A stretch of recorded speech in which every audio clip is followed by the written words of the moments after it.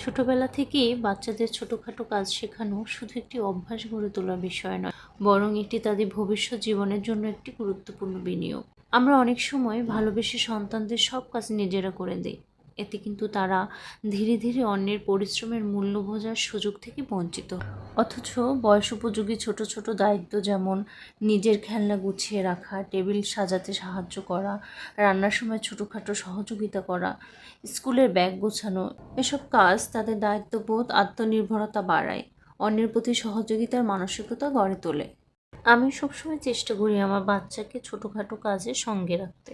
যেমন ওর জন্য কিছু বানানোর সময় প্রায় সময় ওকে আমার সঙ্গে রাখি। ছোট কোনো দায়িত্ব দেই, হয়তো কিছু এগিয়ে দেয়, গুছিয়ে রাখে। কাজগুলো হয়তো খুব ছোট, কিন্তু এই ছোট ছোট মুহূর্তগুলো আমাদের সম্পর্ককে আরও আন্তরিক করে তোলে। এতে সে বুঝতে শেখে যে একটি কাজ কখনোই শুধু একজনের দায়িত্ব নয়, পরিবারের প্রত্যেক সদস্যের ছোট ছোট সহযোগিতাই একটি সুন্দর পরিবেশ তৈরি করে। এভাবেই সে শিখছে একটি সংসার, একটি পরিবার কিংবা একটি সম্পর্ক কখনোই একজনের চেষ্টায় সুন্দর থাকে না।